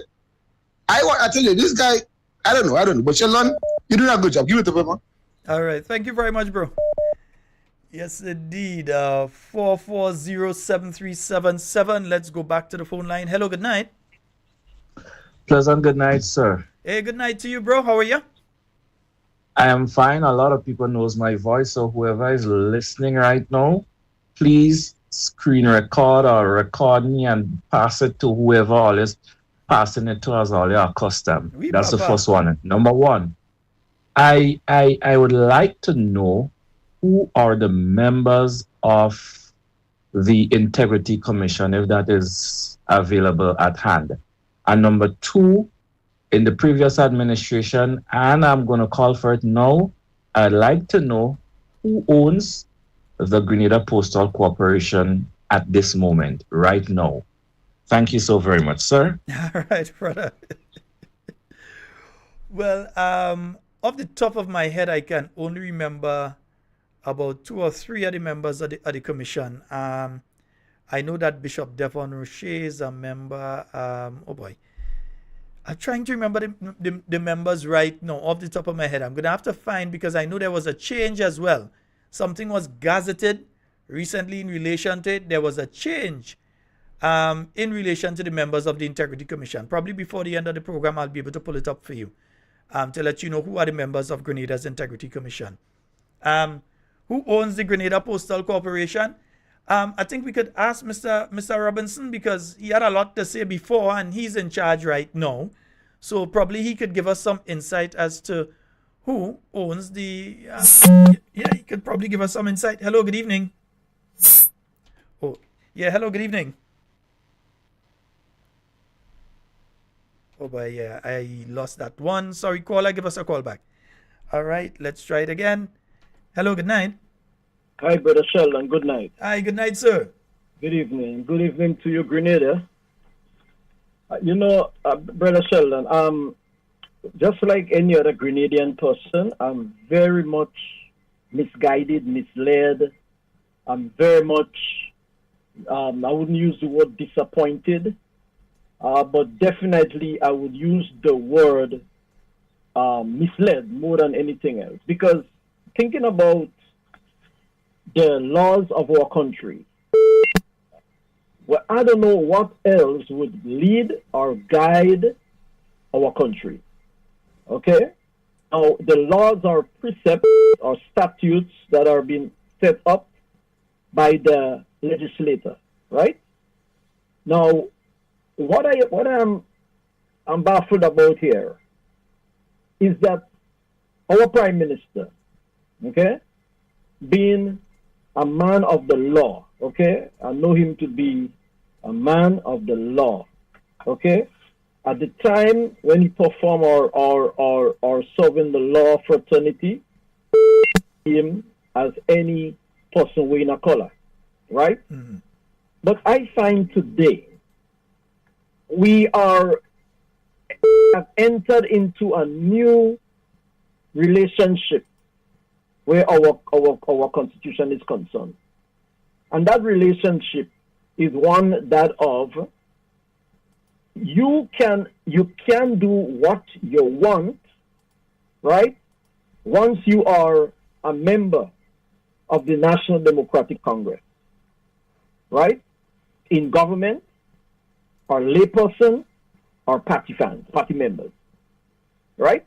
So I'm finding out now that the laws that you read, okay, we could listen, and that's what I've heard them saying. You know? But I show it as well, and I ain't just read it. I show it so people. Right. So you know what they are saying? Or they could bellow from now until the 5 years, nothing would change, and that is true. That is true. But guess what? You know, just Thursday, I got a ride with a young man. Man, he is spitting yellow. I know that.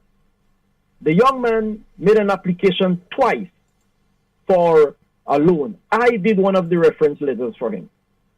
So I followed up with him and asked him, what's the latest? Did you get through? Did they call you? And he said, Pastor, I went there and they told me I was not qualified, right?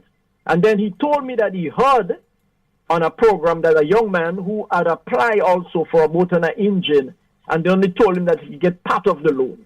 He cannot get everything. But our ministers, the ministers of the government of Grenada, right, sitting there in the chairs of authority, knowing that the law of the nation says that they should not, even the family, right, be a partaker or a person borrowing money from the development bank. But I find today, well, I really don't know. I don't know where we are. And there are persons who are looking at us as foolish. We just bellowing, we just talking. You know the reason why I'm talking? It is because we are right to talk. We have our democratic rights. And it is in the law. So if you're going to judge us, the authority going to judge us, they will have to judge us upon truth. Because we read it, we showed it, right? Well, I really wish that the integrity committee, I don't know what happened to them either. By now, they should be calling up the prime minister and the persons who borrowed money from the development bank to have a hearing with them. The thing is, right? I'm not Bring sure them before the public. Yeah? I'm not sure how much they can do without a formal complaint. Yet they can hear things, but I think that a formal complaint needs to be made. And don't worry, don't worry. All I will say on that one is, oh, yeah. But go right ahead, pass. Go right ahead. But listen, brother, and not only that, not only that. I noticed And that's real trickery. The Grenadian people are being tricked. You know, I made mention of it the last time. It would offer good sense in mentioning it again. That in the campaign, and as they could take us up on it. They are hearing the voices of the proprietors. They are hearing the utterance of the persons that are speaking. So we're not going and alter the saying and insert things via the artificial intelligence. But we are saying, we are putting out what they are saying. All we're doing, we're commenting on it. That's all, you know. We're putting it out that they could hear. Huh? And you know, these people still want to judge us and want to get even with us. You know, the day is coming. The day is coming, right? When you are going to be judged. God, Almighty God, is taking records. He's taking notes. You all are oppressing the people, and that is the reason why we had the revolution in 1979, because our thoughts, our perception is that we've been abused of our authority, of our freedom, and etc. We take rifles and go fight Uncle Gary, fight against his authority. Yes, I want our Grenadian people to take note every day, every moment, record what these people are saying to us. That's 2 years in office. And I cannot endorse, I cannot see so much of a tangible thing that they have done to better the lives of our people. Notice I'm saying, to better the lives of our people, the common man, the common woman. Yeah? I can't see it. People are crying out. People are bawling. Huh? Just a few, the sector of the people of Grenada that is surviving nice and well and comfortable. You know, let's continue pressing the claims. Let's continue pressing the claims. All right, Yeah? my brother. Thank Take you so care. very much. You're welcome. And folks, you know, there's even another aspect of this, you know. Any individual who applies for a loan to the GDB, the Grenada Development Bank, if it is found that you are indebted to the government, in other words, you're owing taxes, yeah? You're owing taxes, you haven't paid certain things that you're supposed to pay to the government of Grenada, you will not qualify. You are prohibited from qualifying for a loan under the Act. So you cannot, one of the criteria for qualifying for a loan from the Grenada Development Bank, they are supposed to check and they are supposed to see, does this person have outstanding liabilities to the government of Grenada? Do they owe millions in taxes? As the MP for South St. George we saw, I haven't seen anything lately, so I assume that it is continuing along the same line, but owes millions in taxes to the government of Grenada at the point in time that he received a loan from the GDB. So on two counts, he was not supposed to receive financing from the Grenada Development Bank. One, and we show you the law in relation to it, he's a sitting government minister. Not just a member of parliament, you know. And it says, because the prime minister tries to make it look now like if his business loan is different, because he's caging his words, eh? So he could come back and say, no, I was saying that, no, we exposing what you're trying there. You know that they're not supposed to receive a loan from the Grenada Development Bank, whether it is a personal loan or whether it is a business loan, none. Once they have outstanding liabilities to the government of Grenada, re-taxes, etc., they are not supposed to receive a loan. So on two counts, the name that you call not supposed to receive any loan from the GDB. even if they had pre-existing loan with the GDB, on your coming into office, they should immediately cease applying, taking, asking for, trying to get any additional money. Because at that point in time, if they had gotten that money before the elections of June 2022, that was one thing. If they had gotten the money prior to that, that's one thing. But if the new board, with the treasurer of the National Democratic Congress and advisor to the government of Grenada, if the new board that comes in approved, even if it was applied for before, but if when they come in, they approve that loan for Minister Andy Williams, Mr. Prime Minister, you're wrong. You're wrong. And you see, wrong and right to a lot of these people tends to depend on which side of the fence you are on. That is how it is to them. But right is right, wrong is wrong. Call it as it is. Don't try to hide it and say, as far as you're concerned, who the hell care who you're concerned? The law is the law. We don't care what you think. We care about what the law says. You here today, gone tomorrow. You think you will be the Prime Minister forever? Your time remaining as Prime Minister in Grenada is less than the time you've already spent. That is an honest statement. You have less time as Prime Minister remaining. Each day is one day less that you have as the Prime Minister of Grenada. And I dare say as leader of that particular political party, I know I'm hearing. So nobody can care what you think. The law is the law. And the law is clear. If they have outstanding liabilities to the government of Grenada, they do not qualify.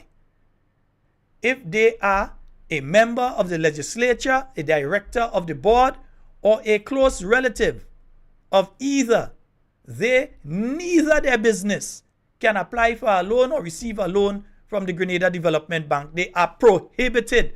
And again, the word prohibition, the act of forbidding something, especially by law. It ain't no give a blighty. It's prohibited. If you have a prohibited item, people are not supposed to have that. It is prohibited. Let's go to the phone line. Hello, good evening. Hello, good evening. Mr. Scott. Hi, sir. How are you? I'm doing good, sir. Good evening. Good evening. Go right ahead. You're live. And good evening to your listening audience. Now, Mr. Scott, I want to start off by saying, as a former NDCI who today supports the NNP, there is still a piece of me that is NDC. So I would like to say that I don't believe that Grenadians was lied to.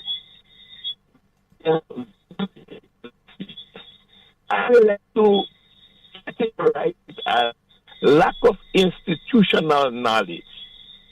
Now, sorry. Now, if I was an Imani worker or a contract worker with government, tell me why I should not have believed that if the NDC was to get into office, my position would not have been made regularized and it would not have become permanent. Mr. Scott, lots of Imani workers and other contract workers, there was no reason why they should not have voted for the NDC, because the NNP said that they cannot do that. That cannot happen. It's not possible. The NDC said that was a lie. They just want to keep you poor. They just want to keep you subservient, if that's the correct word. Mm-hmm. We know that it was been said that it was difficult for contract workers to get money through our financial institution. So if you tell me that you're going to make me permanent, Mr. Scott, I had every reason to support you. I don't know how they're going to get out of this one.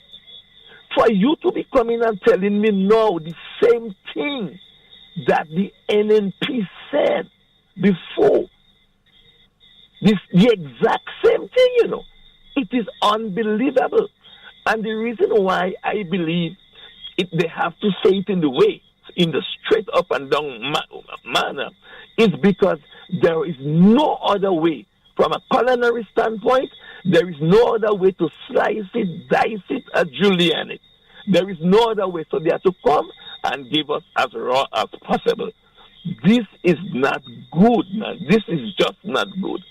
For example, sir, quickly, I support 100% the increase in minister's salary. Because when you are a minister of government, if your salary is mediocre, it creates room for shady business. You know, I think that it creates room for that. I know there are those who don't get involved. So I'm saying all of this to say, Mr. Scott, the increase in salary. But then when you turn around and give some of the same ministers millions of dollars from a bank like the GDB, Mr. Scott, I find that is very much kind of disrespectful, you know. It's very much, you know, it falls in that category. So I just don't know, sir, how, you know, the present administration will get out of these things that they would have promised, you know, and coming straight up now and tell us, listen, this is not possible. We just cannot do it. And we told you that the NNP was lying, but it was always the truth. This is what it is. Have a pleasant evening, sir. Thank you so very much, my brother. 4407377. And folks, just before I continue along this line, just want to run over some stuff here with you. The St. George Northwest Constituency Branch, they're having their meeting, and it's going to be taking place this Wednesday from 6 p.m. at the Happy Hill Secondary School. So that's going to be taking place this Wednesday. St. George Northwest Constituency Branch, they are having their meeting there, so you are invited. All right, that's going to be at the Happy Hill Secondary School. And of course, Dr. the Right Honorable Keith Mitchell, political leader of the New National Party, will be there, along with the Honorable Emlyn Pear, MP St. Andrews Southeast, Dr. Clarice Modest, the MP for St. Mark, Brother Alvin Dabrio, the constituency lead for St. John, and Senator the Honorable Neilon Franklin. So that is taking place this Wednesday from 6 p.m. at the Happy Hill Secondary School. All right, folks, also remember it's coming up, the Town Hall meeting up there in New York at the American Legion Hall, 1130 East 92nd Street in Brooklyn, New York, 11236. It's taking place on Sunday, July the 14th, 2024 from 5 p.m. And of course, you have a heavy team from the New National Party go be up there, you know. Yeah. Dr. the Right Honorable Keith Mitchell leading the team. And you have him flanked by the Honorable Emlyn Pear, the Honorable Peter David, Senator the Honorable Norland Cox, and Mr. Dwight Horsford. So that's going to be taking place on Sunday, the 14th of July, 2024 from 5 p.m. And of course, go on out and you'll be hearing the discussions. You'll be able to ask your questions and interact and so on with the team of the New National Party. You also remember, the night before, they're going to be having the Exquisite Affair. And that's going to be taking place, let me get the exact, the Legacy Loft at 9302 Ditmas Avenue, Brooklyn, New York, 11236. All right, so that's the Legacy Loft at 9302 Ditmas Avenue, Brooklyn, New York, 11236. And that's going to be taking place there on Saturday, the 13th of July, 2024. An Exquisite Affair by the NNP New York Support Group. Cost of the tickets only $100. A formal attire. They're going to have nice music. Good food and thing going to be there, right? And the team of the New National Party, Dr. Mitchell and the team we just mentioned, they'll be there. You can get your tickets from Kathy Albert at 347-262-6818. Wendy McGuire at 917-602-1476. Aisha Oliver at 917-520-3164. PD Francis at 917-642-7187. And Sharon Caesar at 862-234-0879. All right, yes, so those activities coming up. Then remember on the same 14th, what we had the bingo. Watch, let me pull up the bingo thing proper now, man. Yeah, let me do the bingo thing proper for you all. Right? Yeah, I go play it. Yeah, we had to do the bingo thing proper. We can have a nice ad and all kind of thing there and do play the ad for you all. I had to play the ad. Nice. So let me just pull that here and pull this here. Nice. Grenada. Get ready as the new National Party invites all to its 40th anniversary fundraising bingo event. Sunday, July 14th from 5 p.m. at Victoria Park, Grenville. Over $100,000 in cash and prizes to be won. Imagine you can win a Suzuki Ignis hybrid car, $50,000 in cash, plus other fantastic prizes. Tickets are $60 for one or $100 for two. Free buses will be available island-wide. Don't miss it. Or you might just see your neighbor driving a Suzuki Ignis. Sunday, July 14th, we're heading to Victoria Park in Grenville for the new National Party 40th Anniversary Fundraising Bingo. Yes, indeed, folks. So that fundraising bingo is going to be taking place on the 14th of July. Looking forward to seeing many of you there. Yeah, don't worry. We go walk with some Talking Points t-shirt and thing, and we go raise funds and thing too, yeah. So, folks, and the final one I have for them there, you are invited to the annual Tea and Hat Tea Party, and that's taking place on 535 East 19th Street between Newkirk and Ditmas from 3 p.m. until 8 p.m. That's taking place on the 30th of June. So that's just in a few days from now, the 30th of June. I think we have a call on the line. Let's go back to the phone lines. Hello, good night. Rastafari. Hail yai. What's up? I'm good, man. You go right ahead, bro. Listen now. Why is it that everything Dr. Michel was saying he lied? And why is it this Prime Minister lying so much and nobody is saying nothing? It seems as though his mom had a really hard time with him lying when he was small, but he just continued to lie. Like he used to lie with, he lying with Satan, but no, but the thing about it is man say making all kind of lies. He say he going to regularize the pension. Now he talking about he going to mash up the civil service. So he didn't know that before. I heard Claire Joseph saying the same. They didn't know that before. All these people know what supporting the NDC. They knew, and NPI, they knew that this man was telling lies to the nation. But because of a few dollars, they just continue to condone his lies. And I could tell you, there's a text in Numbers chapter 32 and verse 23 says, behold, your sin shall find you out. And hey, Sheldon, those guys' sins are beginning to find them out. You will find it running around like the scene zombie just now. Because the lies will catch up with them. I'm not talking about second term and stuff like that. Might be okay. But I want them to know the people waiting for them.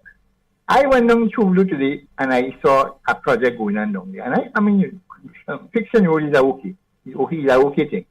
But I never heard about that.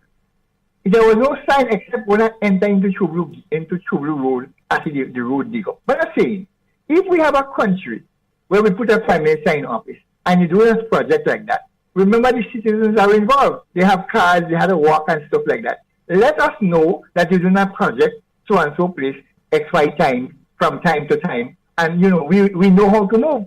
But you get in there and your vehicle like Humpy Dumpy, up and down, drain, old drain, you have to go through it because you don't have a choice.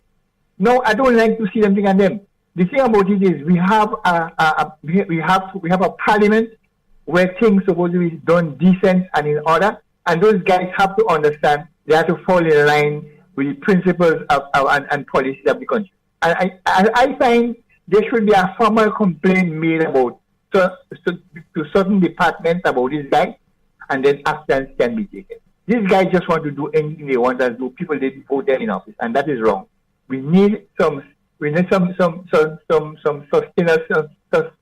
sustenance taking place within the parliament, and people, the government must tell the truth. Tell the people the truth, because they told them lies to win an election. You could hide to win an election, but you cannot hide to run a country. And they're getting to realize that right now. Have a good night, partner. Thank you so very much, brother. And one listener had asked who are the members of the Integrity Commission. And I'm seeing an article from earlier in the year, but I know one of these people was replaced. And the names are Gillian Bristol as the chairperson, Ronald Peters, a chartered accountant, Jasmine Redhead, attorney at law. I believe that is the individual that has opted out from the Integrity Commission and had to be replaced. I'm not sure who they've been replaced by. Justin Campbell, that is a recommendation from Prime Minister Deacon Mitchell. Mrs. Anne Antwine, she's a recommendation from the leader of the opposition. Okay, I'm trying to pronounce this name. Ophira Augustine, representative of the Conference of Churches, and Devon Rocher, representative of the Evangelical Alliance of Churches. So those are the members of the Integrity Commission. As I said, I believe Miss Jasmine Redhead has opted out and has since been replaced. I cannot remember off the top of my head whom she has been replaced by. I don't have enough time to look for it at this point in time. But those are the members of the Integrity Commission. And folks, I think at this stage, I agree with a good friend of mine. We also have to call for the resignation of every minister that has received a loan from the GDB since becoming a parliamentarian. And we need the board of the GDB to resign as well. So it's not just the parliamentarians that went in GDB and get a loan that had to go. They had to go. But the members of the board who did not do their duty, they have to go too. Yeah? So the board should resign. And the parliamentarians who know, because I'm hearing of at least 3, the parliamentarians who illegally have benefited from the resources of the Grenada Development Bank need to resign. They need to go. Yeah? It already are one in Carriacou who need to resign, or at least step aside and ask for an investigation in relation to Woodgate, Screenshot Gate, or whatever you want to call it, Pinky Gate. That individual needs to either step aside. You feel we forget you on that, I ain't forgetting you on that.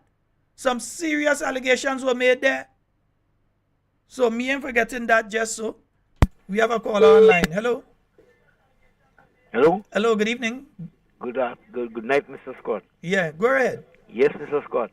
Based on what you're saying, they know, or what you're reading, they know. You're talking about they should go. The committee have not reported one matter to us yet. The integrity in public life. And they have the right to investigate matters that they hear apart from people bringing complaints. Based on my understanding. And they have not investigated one matter yet. So where are we? Where are we? And as I said before, which a lot of people want to hear, the members of the opposition party have the right to take those matters to the integrity in public life too. That's their right. That's their right. Well, based on what you just read there. Well, my friend, I think there's a whole unscrupulous with the laws. No, it is illegal. It's not. No, it's plain and simple illegal. Yeah, it is plain and simple. It is illegal. And if a minister is found to have committed an illegal act, they must do the proper thing and resign. Not step aside and say, I go in backbench. Not come out of government and say, I go hang wrong in the back. No. They should do the proper thing and resign. But the thing is... What they like. We don't care what they like. No, they but have to do what they have to do. People, the thing is, if you are found to know that you break the rules, right? How come nobody dealing with them for breaking the rules? Why the sense of having the laws then if you're not going to deal with them when they break the laws? Based on what you read there, by no chance, Mr. Andy was supposed to get a loan. Based on what you read there, he was not supposed to. No, he was not. Right. So the opposition is aware of it. The government is aware of it. And listen to what the Prime Minister said. The Prime Minister said to the best of his knowledge, he don't know that. And he only knows that he received a loan. But he have not done any investigation. So something is wrong. Something is wrong. And when I speak like that, people say, oh, you're not an NMP again, and this nonsense. That have nothing to do with your NMP. If you're breaking the rules and things, we have not heard one matter that went before the integrity in public life. Not one matter we have heard. Well, my friend, there is a commission that has been now gazetted. There was a change to one member, an attorney at law who opted out. Probably their workload otherwise was too significant, so they opted out, and they had to be replaced. I know that they were replaced. I did see something in a gazette a while back replacing that individual. I just cannot remember off the top of my head who replaced them, but they were replaced. Yeah. The same way that they have the person replaced, the same way we could have the person, the matters that the integrity dealt with. And we have not heard of any matter that they dealt with. And that is unfair to us as Grenadians. And based on what you read there, the Prime Minister is at fault. All right, my brother. Thank you. Thank you so very much. 440-7377. And yeah, with the feel we forget Woodgate. We ain't forget Woodgate. We ain't forget it. Yeah? All they like to talk about taxpayer. Yeah. Go down and put it on the government bill. I'm coming down. Don't worry. I want to see it. Yeah? If it's not true, then take legal action against the people and them who have been putting this out there and putting it wrong. If it is not true, take legal action and let the matter be vented in a court of law. And if it has been formulated using all the kind of mechanisms you all say have been used to formalize it, you all have experts, you all have tech experts. You all are illegally listening in on the conversations of various people on the island of Grenada. That's a fact. You all are conducting various surreptitious activities within the state of Grenada against citizens of Grenada without the proper legal covering. All you know it and I know it. So since you all have those capabilities, utilize them to find out who it is. If all you believe that is fake, utilize it. Don't leave the minister out to hang. Well, all kind of thing was hanging out in them photos, but don't leave the minister out to hang. In any decent government, a minister in that situation would have spoken, would have said whether it is true, it is not true, and taken action. This one just hoping that it died down after a few days. Don't worry, Grenadian, go stop speak about that. Just hoping that it go die down. Yeah, but it ain't dying down. It ain't dying down. The minister had to go. And it's that. And that's all they like to say. He had to go. Many of all you had to go. All ministers who know they go in GDB and they name down inside there and they receive funds from GDB, they had to go too. And it's not two, it's more than two. Yeah? But folks, we're coming quickly to the end of tonight's program. But I want to remind you all, about contract work and them kind of thing. Let me give you all a little reminder about contract work. Yeah, straight from the campaign trail. Let me give you all a little reminder about contract work. We're supposed to be able to speak to power with authority. If you're doing wrong, we're supposed to tell you you're doing wrong and you have to fix your ways. You can't threaten my job. They can't threaten my job, and that's why we don't want this contract thing, because they're abusing it, brothers and sisters. Folks, anytime all you see him, ask him if it's a contract he have with the Grenada Postal Corporation. Because remember, he's the one that said on the platform, let me hear him, we don't want this thing because they're abusing it, brothers and sisters. You have nurses on contract for years, nurses, and we don't have enough. You have teachers on contract for years, and we don't have enough. And Grenadians, we taking that? We're not taking that again. We're not taking that again. We're not taking that again. We're not taking that again. We're standing up this standing up this time, isn't it? We standing up this time. We standing up. I wonder what it is standing up. I don't know. I see all kind of thing in screenshots and thing was standing up there.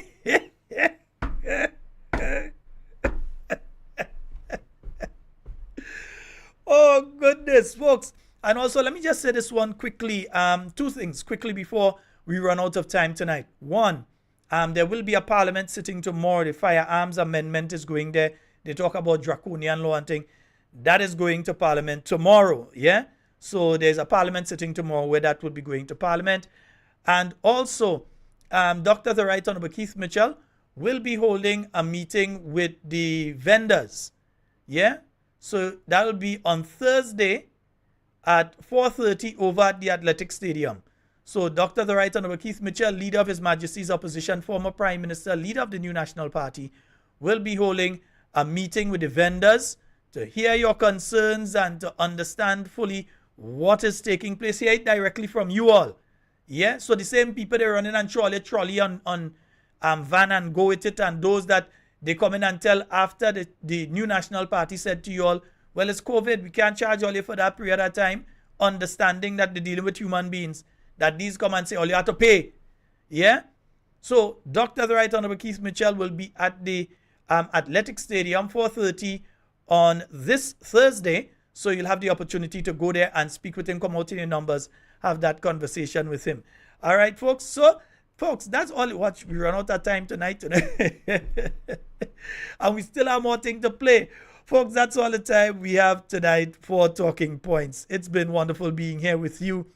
And in everything you say and do it safe and secure.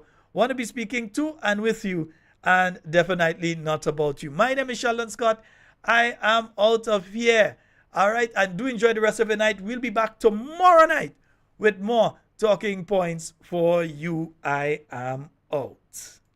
Grenada. Get ready as the new National Party invites all to its 40th anniversary fundraising bingo event. Sunday, July 14th from 5 p.m. at Victoria Park, Grenville. Over $100,000 in cash and prizes to be won. Imagine you can win a Suzuki Ignis hybrid car, $50,000 in cash, plus other fantastic prizes. Tickets are $60 for one or $100 for two. Free buses will be available island-wide. Don't miss it. Or you might just see a neighbor driving a Suzuki Ignis. Sunday, July 14th, we're heading to Victoria Park in Grenville for the new National Party 40th Anniversary Fundraising Bingo. I heard about Olan. Maybe that's his brother. They say his name is Olan, and he is the PM right hand. Is he making all decisions as to how this country's governed? People want to know where he come out, so with a son named though, him they never knew. Olan doesn't care about poor people. He do as he please. Maybe he's a PM too. Tell me, who send home them Imanis? And who take back the monies? Running all them vendors. Poor people trying to make $1. Every decision, every law that pass, Mr. Doe in charge. Olan is the boss, the boss, the boss. They say he's a very fierce skin, very fierce skin man. But I don't know him. But where he come out, sir?